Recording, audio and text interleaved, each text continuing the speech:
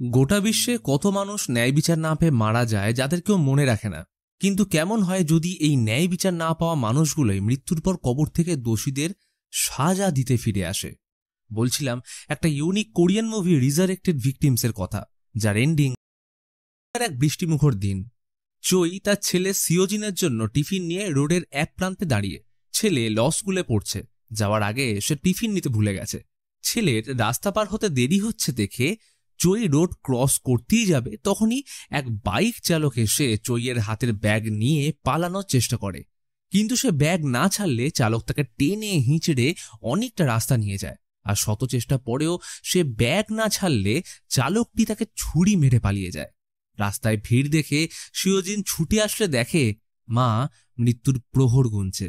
তাকে কাঁধে তুলে হসপিটাল নিয়ে যাওয়ার পথে তিনি শেষ নিঃশ্বাস ত্যাগ করেন। তার সব চেষ্টা বৃথা। এরপর কেটে গেছে 7 বছর। সিওজিন এখন সফল উকিল। সে তার মায়ের স্বপ্ন পূরণ করেছে। সে কাজের প্রতি বদ্ধপরিকর এবং দোষীদের কোনো মতেই মাফ করে না। কোর্টে সিওজিন তার বিভিন্ন কেস নিয়ে ব্যস্ত থাকলেও মায়ের খুনিকে সে এখনো খুঁজে চলেছে। তার বিশ্বাস পুলিশ তার মায়ের কেসে গাফিলতি করেছিল। কোর্ট থেকে বেরোতেই হঠাৎ বোন সিওহির ফোন আসলো। উত্তেজিত কণ্ঠে বলল যত দ্রুত সম্ভব বাড়ি আসতে, কারণ মা ফিরে এসছে। ওর কথায় বিশ্বাস হলো না। বোনের এমনিতেই মানসিক রোগ, ওষুধ খেতে যায় না। ঝগড়া করে স্বামীর বাড়ি ছেড়ে এইখানেই থাকে। এক প্রকার বিরক্ত হয়ে বাড়ি ফিরলে চক্ষু চড়ক গাছ। মা সোফায় দিব্যি বসে রয়েছে। শরীরে কোনো রোগের চিহ্ন মাত্র নেই। মাকে ফিরে পেয়ে সিওহি খুশিতে আত্মহারা। সিওজিন জিজ্ঞেস করে, কে তুমি? কোনো উত্তর না দিয়ে সোজা বলল, ড্রেস চেঞ্জ করে নাও, খেতে দিচ্ছি। সিওজিন ভেবে পাচ্ছে না যে মানুষটা 7 বছর আগে মারা গেছেন সে কিভাবে তার সামনে সুস্থ অবস্থায় বসে। তাকে দেখতে প্রতিবেশীরা ভিড় জমালো। কেউ বিশ্বাস করতে পারছে না। এই অলৌকিক ঘটনায় সবাই ঈশ্বরকে ধন্যবাদ জানাচ্ছে। বিভিন্ন প্রশ্নের মাঝে যখন তাকে জিজ্ঞেস করা হলো তিনি মৃত্যুর পর কেন ফিরে এলেন, উত্তর আসে বদলা। আচমকা চই সিওজিনকে মারতে ছুরি নিয়ে ঝাঁপিয়ে পড়ে। বন্য পশুর মতো গর্জন আর অমানসিক শক্তি। উপস্থিত সবাই কোনো রকমের সামলে নিলে চই পরক্ষণে অজ্ঞান হয়ে যায়। সিওহি ঘটনাস্থলে পুলিশ ডাকলে সিওজিন পড়ল চাপে। বিষয়টা বাইরে আসলে সমস্যার শেষ নেই। যা ভেবেছিল সেটাই হলো। সন্ধ্যার মধ্যে প্রশাসন কড়া পদক্ষেপ নিল। এই ঘটনা তাদের মধ্যে আলোড়ন ফেলে দিয়েছে। চইকে আন্ডার ট্রিটমেন্ট রেখে বিভিন্ন টেস্ট চলছে, কিন্তু সব রেজাল্ট একদম নর্মাল। ইউএস এর সিআই এর তরফ থেকে উঠে আসলো এক চাঞ্চল্যকর তথ্য। বিগত কয়েক বছরে এমন কিছু মৃত মানুষ ফিরে আসছে যাদের আইন সঠিক বিচার দিতে পারেনি বা তাদের মৃত্যুর ঘটনাকে কোনোভাবে তারা উপেক্ষা করে গেছে। এই মৃত মানুষরা জীবিত হয়ে ফিরে এসে আসল দোষীকে সাজা দিচ্ছে এবং সাজা দেওয়ার পর তারা নিজেরাই আগুনে পুড়ে শেষ হয়ে যাচ্ছে। রিসেন্টলি ম্যাকাওতে একজন খুনিকে আইন সাজা দিতে না পারায় 5 জন মৃত মেয়ে জীবিত হয়ে তাকে মেরে ফেলে, যাদের সে একসময় খুন করেছিল। এমনকি তাদের মধ্যে 2 জন মেয়ে এটাও বলেছিল ওদের বডি কোথায় পুঁতে রাখা আছে। যারা এইভাবে ন্যায় বিচারের জন্য ফিরে আসছে তাদের নাম দেওয়া হয়েছে রিজারেক্টেড ভিকটিম বা আরভি। কোরিয়াতে চইয়ের ঘটনার প্রথম আরভি কেস, যার মৃত্যু 2008 সালে বাইক দুর্ঘটনায় হয়েছিল এবং ঠিক 7 বছরের মাথায় তিনি মৃত্যুর পর ফিরে এসেছেন। শুধু তাই নয়, ফিরে আসা মাত্রই তিনি নিজের ছেলের উপর হামলা করেছেন। আরভিরা একমাত্র তাদেরই স্বীকার করে যারা তার মৃত্যুর জন্য দায়ী। তাই স্বাভাবিক অর্থেই সন্দেহ যাচ্ছে সিওজিনের উপর। প্রশাসনের তরফ থেকে তদন্তের দায়িত্ব এনআইএসকে দেওয়া হলেও আরভি কেসের জন্য স্পেশাল তদন্ত করবে ইউএস স্পেশাল পুলিশ একাডেমির অফিসার লি। গোটা পৃথিবী জুড়ে এই মুহূর্তে 89টা আরভি কেস রয়েছে। তবে কেউ বদলা নেওয়ার পর আর বেঁচে নেই একমাত্র এই চই বাদে। এনআইএস অফিসার সনের সাথে সিওজিনের ভালো খাতির রয়েছে, তাই সে যত সম্ভব তাকে সাহায্য করবে। কিন্তু প্রশ্ন উঠে আসছে সিওজিন তার মায়ের কেস ফাইল নিজের কাছে কেন রেখেছে। সিওজিন বলে শুরু থেকেই তার পুলিশি তদন্তের উপর কোনো ভরসা ছিল না। সিসিটিভি ফুটেজ অনুযায়ী যে ভিকটিমকে গ্রেপ্তার করা হয় তার সাথে মায়ের আঙুল থেকে পাওয়া ডিএনএর সাথে ওই ভিকটিমের ডিএনএ ম্যাচ করেও যায়। তবে একজন প্রত্যক্ষদর্শীর মতে এই কেসে 2 জন কালপ্রিট ছিল, যার সাথে পুলিশ যাকে ধরেছে তার কোনো মিল নেই। এই কারণে সিওজি নিজের থেকে তদন্ত করতে শুরু করে। সবার আগে সে ওই বাইকের খোঁজ করে যেটা এক wanted Chinese Korean criminal China town থেকে ডুপ্লিকেট কার্ড ইউজ করে কিনেছিল। সেই মতো একজনকে সন্দেহের আওতায় এনে গ্রেফতার করতে গেলে খবর পায় তার দেহ ৪৫ দিন আগে হান রিভারে পাওয়া গেছে। কোনো ক্রমে তার ডিএনএর সাথে চোইয়ের আঙুল থেকে পাওয়া ডিএনএ ম্যাচ করে তাকেই খুনি ঘোষিত করে দেওয়া হয়। কিন্তু সিওজিন আবার কেস রিওপেন করে, কেননা যে মারা গেছে তার কথার মধ্যে নাকি চাইনিজ ভাষার কোনো টান ছিল না। সেই মতো সিওজিন ইন্টারপোলের তরফ থেকে একটা ওয়ান্টেড লিস্ট কালেক্ট করে যারা বিগত ৭ বছরে কোরিয়া থেকে চায়না গেছে। সেইভাবে কেস এগোতে থাকলেও অফিসার লি তদন্তে খবর পায় সিওজিনের মায়ের একটা $৫,০০০ ইন্স্যুরেন্স ছিল, যেটার টাকা চই মারা গেলে সিওজিন পাবে। ফলে এখন প্রশ্ন আসতেই পারে, ইন্স্যুরেন্সের টাকার জন্য সিওজিন তার মায়ের খুন করেছে। তাই অফিসার লি সিওজিনের প্রতিটা ইন্স্যুরেন্স ডেটা, সিসিটিভি ফাইল, প্রত্যক্ষদর্শীদের রিপোর্ট এবং চইয়ের মৃত্যুর দিন তার ফোন কলের হিস্ট্রি সাবমিট করতে বলে। এদিকে সিওজিনকে দুঃস্বপ্ন তাড়া করে বেড়াচ্ছে। যে মা তাকে নিয়ে ওভার পজেসিভ ছিল, সেই মানুষটা কিভাবে ফিরে এসে তাকে মারার চেষ্টা করতে পারে? তার কি কোনো দোষ আছে? সিওজিন মাকে দেখতে যায়। তাকে ২৪ ঘন্টা নজর রাখা হচ্ছে। চইয়ের অবস্থা বিজ্ঞানকে এক প্রকার চ্যালেঞ্জ ছুঁড়ে দিয়েছে, কারণ ভিতর থেকে তার অবস্থা একজন কোমা রোগীর মতো হলেও বাইরে থেকে দেখলে পুরোটাই উল্টো মনে হচ্ছে, যা কোনো অলৌকিক বা দৈবিক শক্তি ছাড়া সম্ভব নয়। যদি এই ঘটনা এবং আরভির ন্যায় বিচার সর্বসমক্ষে চলে আসে, তাহলে বিশ্বজুড়ে অরাজকতা তৈরি হবে। অফিসার শন আরও বলে যে আরভিদের টার্গেট সর্বদা নির্ভুল হয়। সেক্ষেত্রে সিওজিনের উপর হামলার বিষয়টা হালকাভাবে নিলে চলবে না। কিন্তু সিওজিন বলে মা তার উপর হামলা করলেও তাকে একটুও আঘাত করেনি, যেটা প্রমাণ করছে মায়ের খুনি এখনো বহাল তবিয়তে আছে এবং তাকে খুঁজে বের করা তার দায়িত্ব। এরই মধ্যে একজন খবর দিল গতকাল এক অজানা নাম্বার থেকে ফোন করে এক অজ্ঞাত ব্যক্তি সিওজিনের খোঁজ করছিল এবং সে নাকি চইয়ের ব্যাপারে কিছু বলতে চায়। সিওজিন সেই মতো তারও খোঁজ চালাতে থাকে। অফিসার লি সেদিন সিওহির সাথে দেখা করে এবং তার থেকে বেশ কিছু জবানবন্দি নিয়ে যেটুকু জানা গেল, চই সিওজিনকে তার মেয়ের থেকেও বেশি ভালোবাসত। তার যাতে কোনো অভাব না হয় তাই জন্য তিনি বাইরে কাজের সাথে পরবর্তী সময় ট্রাকও চালাতেন। ছেলের জন্য মায়ের যা অবদান সেটা বলে বোঝানো যাবে না। এরই মধ্যে লিকে অফিস থেকে ফোন করে জানায় সিওজিন একজন চাইনিজ ক্রিমিনাল কিমকে ধরতে গেছে। সিওজিন খবর পেয়েছে যে কিম নামের একটা লোক ২০০৮ সালে দেশ ছাড়ার পর কিছু সময় আগে কোরিয়াতে ফেক পাসপোর্ট বানিয়ে আবার ফিরে এসছে। সেই মতো সিওজিন চায়না টাউনের লোকদের থেকে টাকার বিনিময়ে কিমের অ্যাড্রেস জেনে ডেলিভারি বয়ের বেস ধরে তাকে গ্রেফতার করতে গেলে দেখে সে একজন বাচ্চা মেয়েকে কিডন্যাপ করে রেখেছে। তারা প্ল্যানিং করে সে মেয়েটাকে উদ্ধার করলে কিম সিওজিনের উপর হামলা করে পালিয়ে যায়। সিওজিন তার পিছু নিলে একটা পরিত্যক্ত বাড়ির ছাদে এসে দূরে একটা লাল জামা পরা বাচ্চা মেয়েকে দাঁড়িয়ে থাকতে দেখে। সে একভাবে ওর দিকে জিজ্ঞাসু দৃষ্টিতে তাকিয়ে আছে। সিওজিন আকস্মিক ঘোরের মধ্যে পড়ে যেতেই পিছন থেকে কিম ওকে মারতে গেলে সঠিক সময় অফিসার লি তাকে বাঁচিয়ে কিমকে গ্রেফতার করে, কিন্তু ততক্ষণে মেয়েটা উধাও। অন্যদিকে চইকে পরীক্ষা করতে একটা স্পেশাল টিম ডাকা হয় যারা আরভিদের উপর রিসার্চ করছে। তাদের মতে ম্যাকাওতে যে আরভির খোঁজ পাওয়া গেছিল সে বলেছিল রানেকামা। এটা এনশিয়েন্ট হিব্রু ভাষা, যার অনুবাদ করলে দাঁড়ায় রিভেঞ্জ। তারা আরভিদের জন্য এক ধরনের কেমিক্যাল তৈরি করেছে যেটা তাদের শরীরে ইনজেক্ট করলে বেশি মাত্রায় চুম্বকীয় ক্ষেত্র তৈরি করতে পারে, যার ফলে তাদের কিছুক্ষণের জন্য সজ্ঞানে ফিরিয়ে আনা সম্ভব। যেহেতু চই প্রথম আরভি যে কিনা হামলা করার পরেও বেঁচে আছে, সেই জন্য তারা চইয়ের শরীরে কেমিক্যাল ইনজেক্ট করতে চলেছে এই আশায় যদি কোনো ক্লু পাওয়া যায়। সেই মতো প্রক্রিয়া শুরু হলে চই প্রতিটা প্রশ্নের উত্তর দিতে শুরু করে জানায় সে তার মৃত্যুর প্রতিশোধ নিতে এসছে। সাথে আরো বলে সিওজিন তাকে মারেনি বটে, কিন্তু সে তার মৃত্যুর জন্য দায়ী। সবথেকে অদ্ভুত ব্যাপার, তাকে যখন জিজ্ঞেস করা হলো তাকে কে পাঠিয়েছে, তখন চই বলে সে নিজেই নিজেকে আরভি রূপে পাঠিয়েছে মৃত্যুর বদলা নিতে। ফলে এই উত্তর আরো ধোঁয়াশা সৃষ্টি করে। সিওজিন জানতে পারে অফিসারদের মধ্যে কেউ একজন ৭ বছর আগে চইয়ের আঙুল থেকে পাওয়া ডিএনএ রিপোর্ট চেঞ্জ করে অন্য একজনকে মিথ্যে খুনি সাজিয়েছিল। অন্যদিকে অফিসার লি কিমের জবানবন্দি নেওয়ার চেষ্টা শুরু করলে সে স্বীকার করতে যায় না যে ৭ বছর আগে সে কোনো মহিলাকে ছিনতাই বা খুনের ঘটনার সাথে জড়িত ছিল। এরই সাথে তদন্তে আরো একটা তথ্য উঠে আসে যে চইয়ের নাকি আরো একটা ইন্স্যুরেন্স ছিল।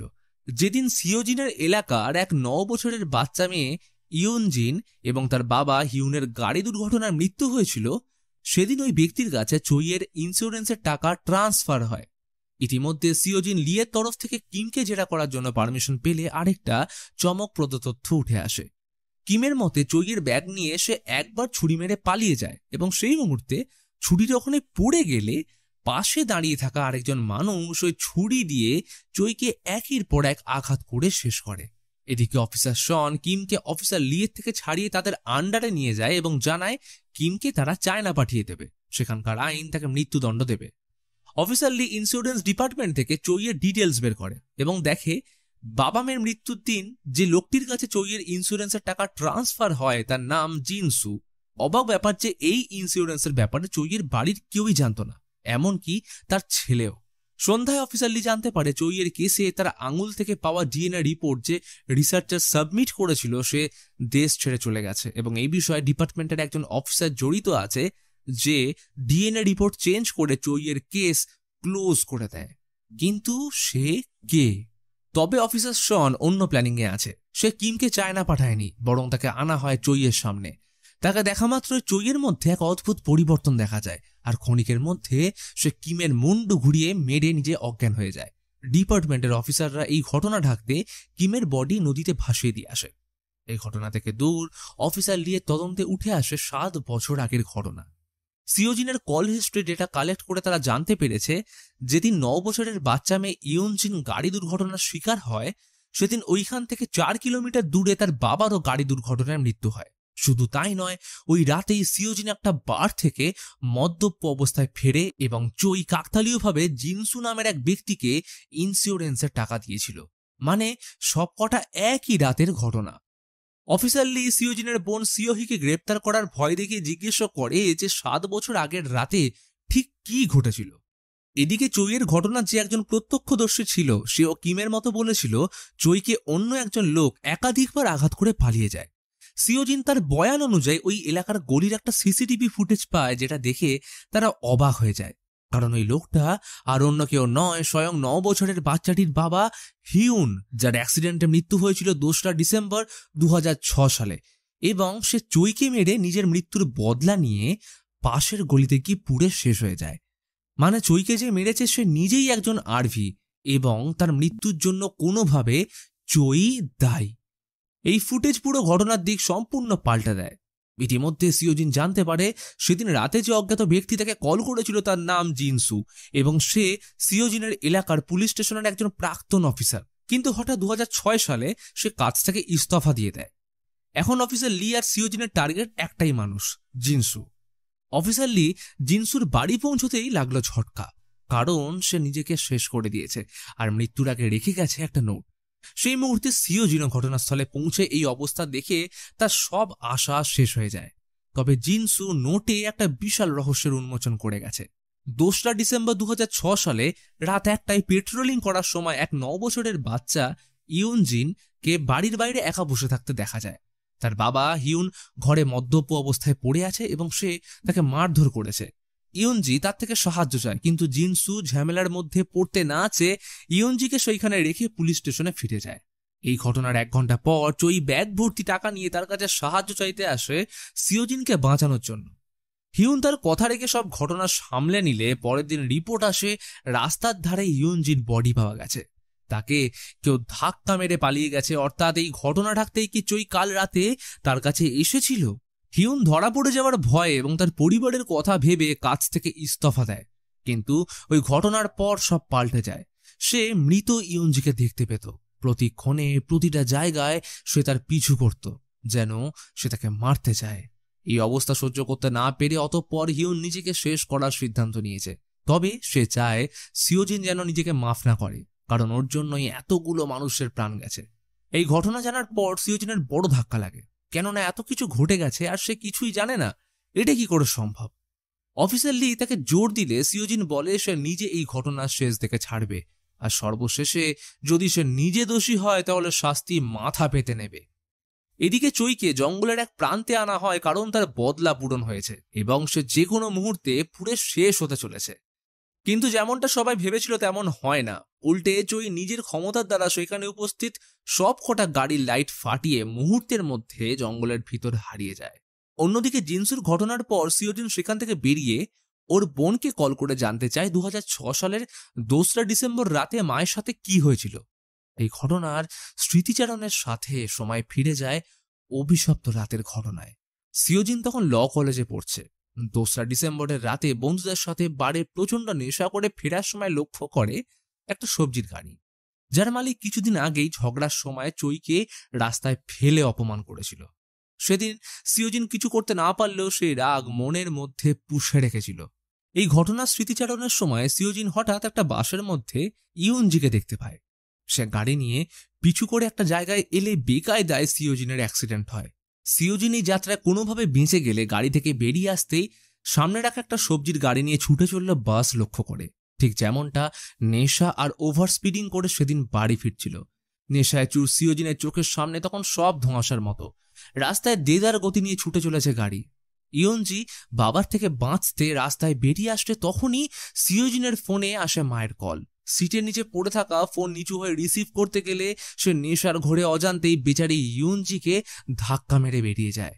বুঝতেও পারে না সে কত বড় ভুল করে ফেলেছে।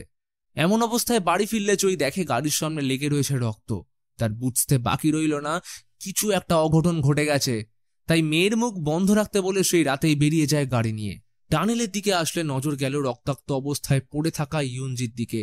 দেহে প্রাণ আছে কিনা দেখার জন্য যেতেই ওর বাবা হিউন চলে আসলে ভাবে যে চইয়ের গাফিলতির জন্য ইয়নজির অ্যাক্সিডেন্ট হয়েছে। চই পালানোর চেষ্টা করলে হিউন ওর পিছু নেয়। অনেকটা রাস্তা রেশারেশির পর একটা জায়গায় এসে চই সাইড চাপলে গাড়ি সোজা গিয়ে দেওয়ালে ধাক্কা মারে এবং হিউন ঘটনাস্থলেই মারা যায়। কম সময়ের মধ্যে ঘটে যাওয়া এই আকস্মিক দুর্ঘটনার দায় ছেলের উপর যাতে না আসে এবং তার কেরিয়ার যাতে বেঁচে যায়, তাই ঘটনা ঢাকতে ইন্স্যুরেন্সের টাকা নিয়ে চই পৌঁছে যায় লোকাল থানায় জিনসুর কাছে এবং রিকোয়েস্ট করে তার ছেলেকে বাঁচাতে।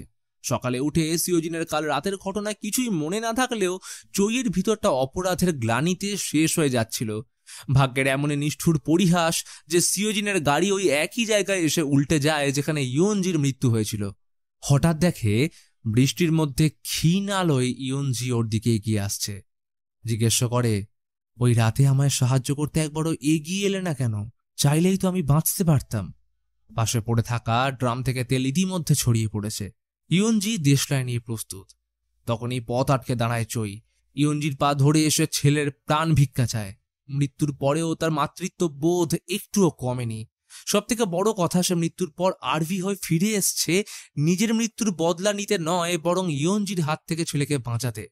চই বলে সিওজিন কোনো দোষ করেনি, সব কিছুর জন্য সে দায়ী। দরকার হলে ইয়নজি তাকে শাস্তি দিক, কিন্তু ছেলের একটুকুও ক্ষতি সে চায় না। দরকার পড়লে সে ছেলের জন্য 1000 বার প্রাণ দিতেও প্রস্তুত। সিওজিন মাকে এসে জড়িয়ে ধরে। মা তার জন্য ছোট থেকে অনেক কষ্ট ভোগ করেছে, নিজের জন্য একবারও ভাবেনি। আর যা কিছু সে অর্জন করেছে শুধুমাত্র মায়ের জন্যই। তাই এমন মুহূর্তে দাঁড়িয়ে সে মায়ের জন্য জীবন দিতেও প্রস্তুত এবং সে এটা ডিজার্ভ করে। শুধু তার একটাই চাওয়া, মা তাকে ক্ষমা করে দিক। সামনে থেকে ঝড়ের বেগে এগিয়ে আসছে একটা ট্রাক। সিওজিন জীবনের সকল পাপের প্রায়শ্চিত্ত করতে এবং মাকে কষ্ট থেকে মুক্তি দিতে এগিয়ে গেল গাড়ির সামনে। সিওজিনকে মৃত্যুমুখী দেখে ইয়নজি ধীরে ধীরে পুড়তে শুরু করলে শেষবারের মতো ছেলের জন্য প্রাণ ভিক্ষা চেয়ে তাকে জড়িয়ে ধরল। তখনই তেলের ড্রামে আগুন লেগে ঘটল এক ভয়ানক দুর্ঘটনা। তবে আকস্মিকভাবে ট্রাক সিওজিনকে ক্রস করে এগিয়ে যায়। মনে হলো ওকে যেন এক অলৌকিক শক্তি মৃত্যুর মুখ থেকে সরিয়ে বলল, আজ নয়। সিওজিন অবাক চোখে তাকিয়ে দেখে আগুনের লেলিহান শিখায় ইয়নজি আর মা পুড়ে শেষ হয়ে যাচ্ছে, কিন্তু মায়ের মুখে এক অদ্ভুত প্রশান্তির হাসি, কারণ ইয়নজি তাকে ক্ষমা করে দিয়েছে। মায়ের মমতার কাছে হার মেনেছে স্বয়ং মৃত্যু। মা তাকে ছোটবেলা থেকে যেমন প্রতিটা কষ্টের মধ্যে বুকে আগলে রেখে বিপদ থেকে রক্ষা করে গেছে, ঠিক তেমনটাই তিনি করে গেলেন মৃত্যুর পরেও। এই ঘটনার পর সিওজিন কিন্তু মায়ের কষ্টের প্রতিদান দিতে ভুলে যায়নি, কারণ মা তাকে শিখিয়েছিল সর্বদা সত্যের পথে চলতে। তাই সে কোর্টে সর্বসমক্ষে তার দোষ স্বীকার করে আর সাথে নিবেদন করে তাকে কঠোর থেকে কঠোরতম সাজা দেওয়া হোক। সিওজিন নিজের ট্রায়ালে কোনো রকম অ্যাপিল করবে না। যে মা ছেলের জন্য নিজের জীবনের সুখ দুঃখের পরোয়া না করে এত কিছু করতে পারে, তার জন্য এই প্রতিদান দিতে সে 1000 বার জন্ম নিতেও রাজি।